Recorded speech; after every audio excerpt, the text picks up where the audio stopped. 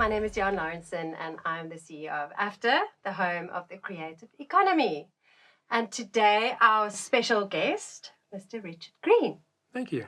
Welcome. Thank you. How are you? I'm fine, thanks. I'm enjoying Durban.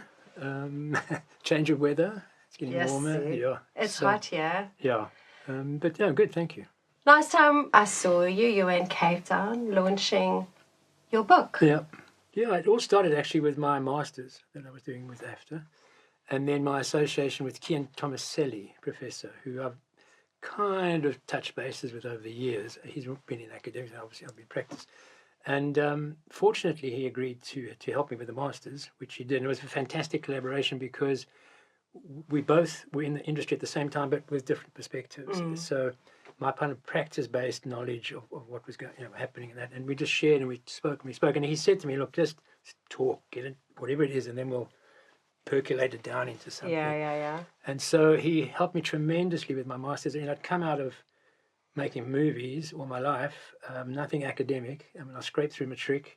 I did go to film school in London, but not an academic background. So he really taught me and listened and talked me through it. Because it got to the point where I was like defending my work to a whole bunch of professors, and I wasn't sure what I was, help. And it was really funny because the last one, there was a guy from I think some university. So he was a doctorate in psychology or something, and he'd read something of mine, and so he asked me a straightforward question, and then I'd also written in there somehow that I toured Europe on a motorbike when I was young. And he asked me, what CC was your motorbike? And that was great. I could answer that. Yeah. The rest is like, So that then led on to the book, where we collaborated.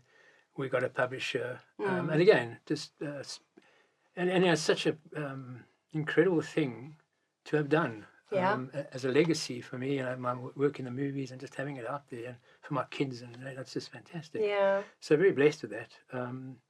I got to meet a whole bunch of people through the book. So all in all, really good experience. And also right time. Thank you. A good time in my life to have done it. Yeah. I wasn't too young, so it was perfect. Just hit that sweet spot. Yeah. I enjoyed the book, and I have an autographed copy, so one of those special ones.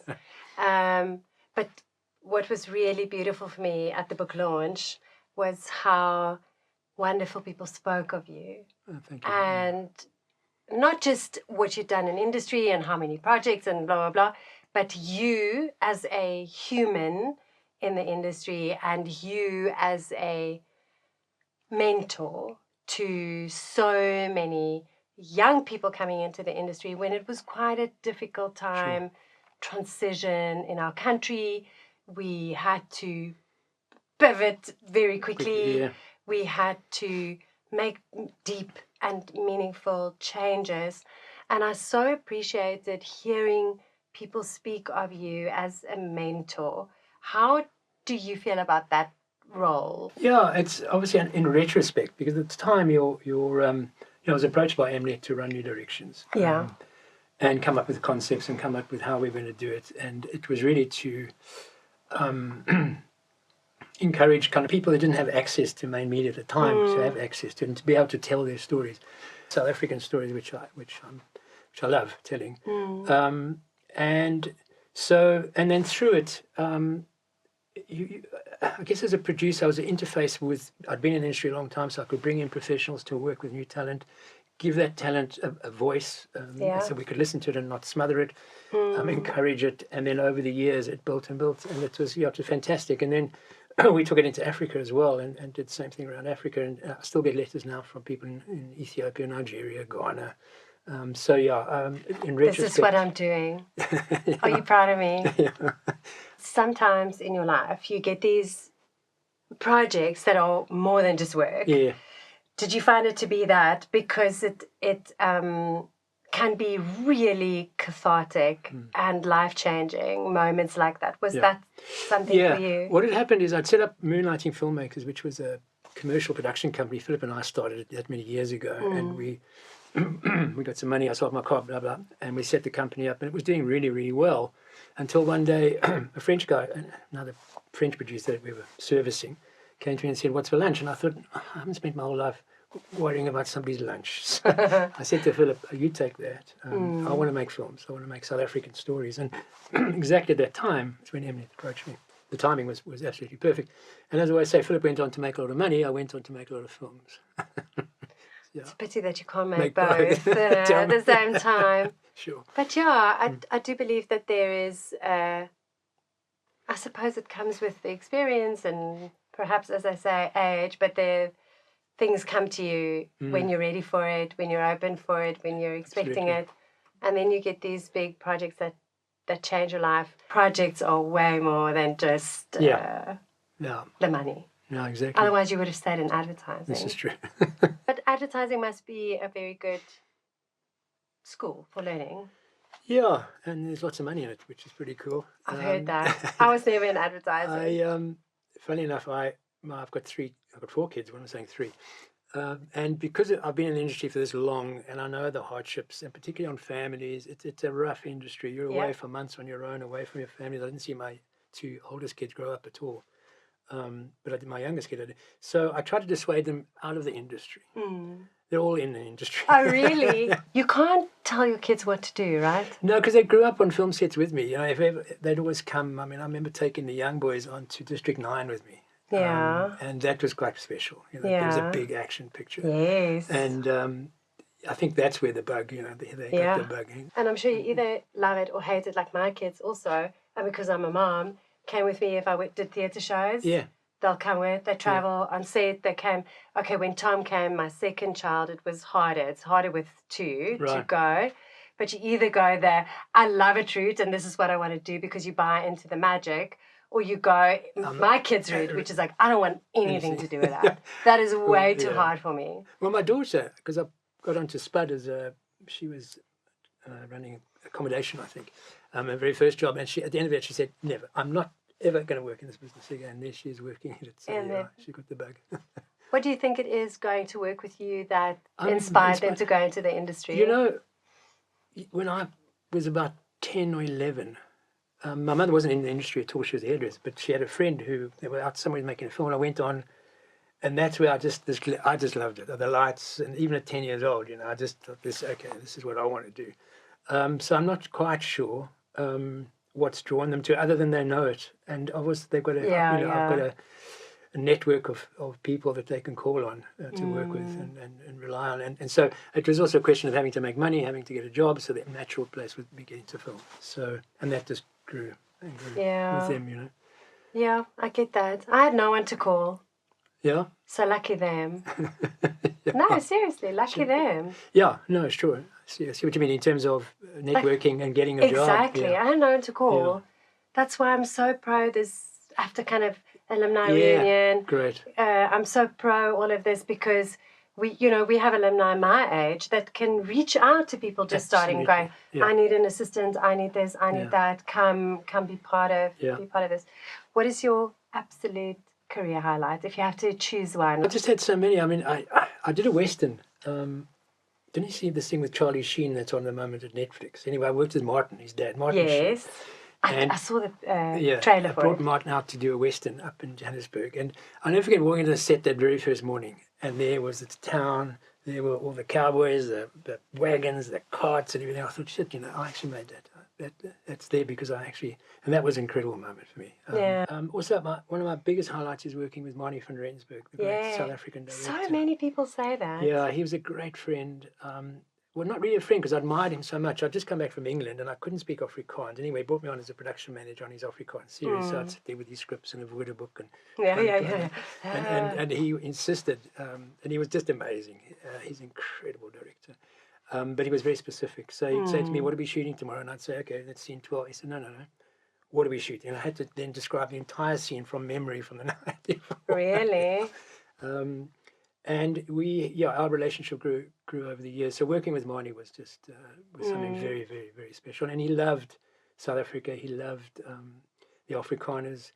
He was eventually, I don't know if you know, because he went up to Gorée Island to meet with the ANC in exile, and then he was blacklisted by the SABC.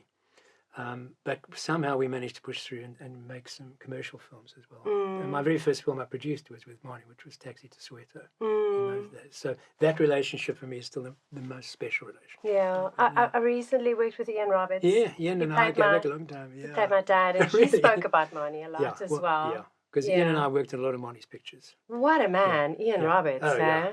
Yeah, no, That is he's quite a quite big something. character. Yeah, he's fantastic. He actually came on. It was for Spiel der Lent. No, Dr. Konse Uweberg Mm. years ago. He came on. I was production managing. He came on as my production assistant, Ian. Oh, And really? he then worked himself into roles on the film. Yeah. Oh, really? And then we stayed friends. Just recently read his book. People also often ask me what my highlights are, or what was the best moment. For me, it's always the people. Yeah. It's the one, like, if I didn't do this project, I wouldn't have met a woman that has now become such a close friend. I wouldn't have worked with Ian and could tell you stories about, being on set Sure. with Ian. It's always the people. The other one is Mark Wilby, who was your dean in Quebec. Yes. We're great friends, and we did a lot of pictures together. Yes. And he's a remarkable production designer. In fact, I think he's the best in the country by far. Yeah. And that relationship built up through Marnie as well. We did Oh, Fourth Reich really? together, and then he came on to most of my films. Mark would come and work, so that was a very strong relationship. And we're still friends, obviously. Yeah. It's amazing yeah. how you have people like you mentioned, Marnie, people in the industry that become those very influential moments in your life.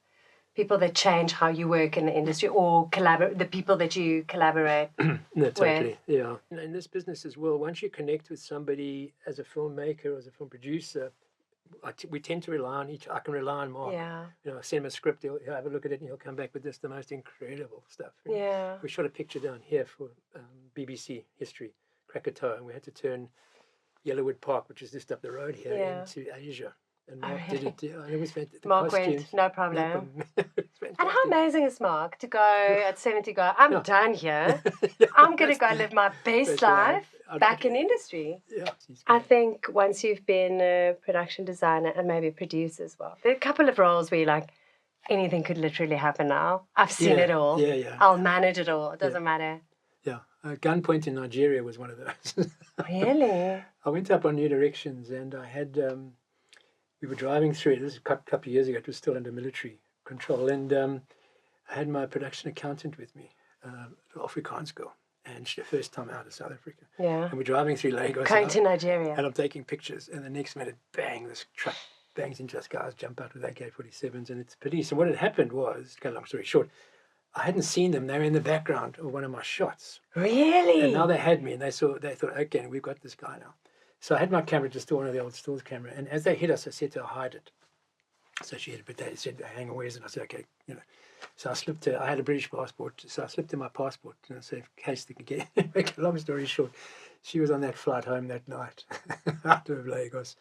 It cost me, I got hauled in, and eventually cost me about $250 cash to, get by my way out of it. But, so that was fun, yeah. Yeah, I mean, there's things, snakes, cliffs, motorbikes, cars, accidents, weird people, cold. That's my worst, being really hot or really cold. Okay. Shot a movie a couple of years ago in the Northern Cape. I don't know if you've ever shot there in the winter.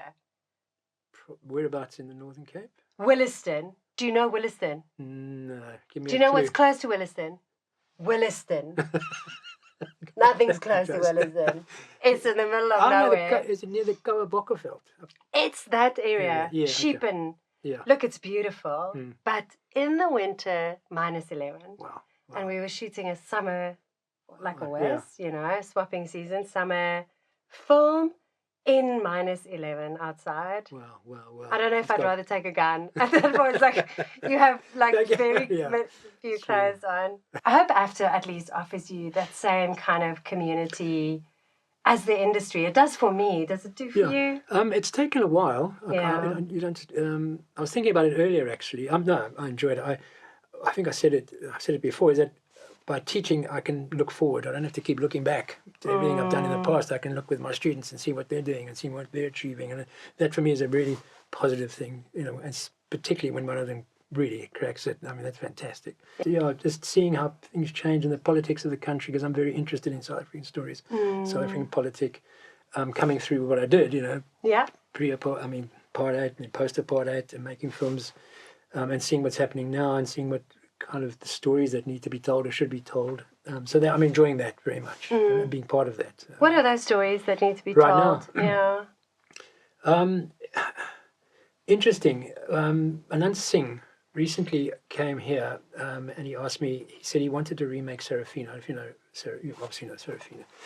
And his brother came and presented to our students. They were looking for a script, and he left. And then the students came to me afterwards and said, that film cannot be remade. That Serafina is that time in South African history. Really? It's very much that, you can't remake this, So that was interesting. The stories that we're making are getting more and more culturally invested. So we're not getting kind of hand-me-down American scripts as much as we did originally from the students. Yeah. Or genre, Especially in our comedies and So that landscape's changing which is quite nice. And so I'm encouraging people to that are important. Our stories are just as important as anybody else's, and they just so tell our stories the best you can. Janet said it so nicely when she said, it is through the individual that it becomes universal. It is through our own pain, our own stories, our own narratives. Yeah. And we often, culturally, especially when we're in smaller groups, think my story is not as important as anyone else's, or who's going to want to hear. Yeah. But it's actually just through telling it that we can know. Yeah, I always use Tutsi, as Gavin's, entree into the international. It was a very South African film. He wasn't, making a person as an American picture. It was a very South African film. And that's what got him. And affected every single mother who had children in a car seat. Right. Forever. Right. Is there still like a dream project for you that you'd like to do? I'm working with Roel who used to be here. He's now in Holland with his wife. Okay. And he wrote a book called I'm going to Zulu Crush. It's about a relationship between a white guy from Holland and a black South African girl. And so that cultural clash is quite interesting for me, and how it's misinterpreted, misread and certain. So we're busy developing that script right now, which I'm quite keen to make. That's amazing. So we're on that. In fact, I've got a meeting tomorrow night with a Dutch script editor. After staff are cooking. Literally cooking. I hope that you're sharing it with students at least. Like, this is where we're busy. Yeah. And then I've got other little passion projects that I'm doing just on my own. I've got a little GoPro. And I'm shooting my interactions with different people as well. And just, again, South Africa, I'm intrigued by the relationships in South Africa, particularly between black and white South Africans and people of different ethnicity, and how we interact and how we speak to each other, and the preconceptions and all that kind of stuff. And the more we talk about it, the more films we make about it, the easier it's going to become to actually relate to somebody as is. Which is what I'm to pursue.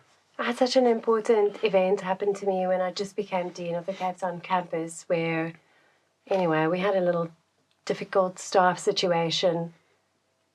I didn't know quite how to manage it, so I got an expert in to navigate difficult cultural things, you know, and for us to talk about it and for us to learn, And one of the staff members stood up and said, can we all just stop telling each other how the other is feeling?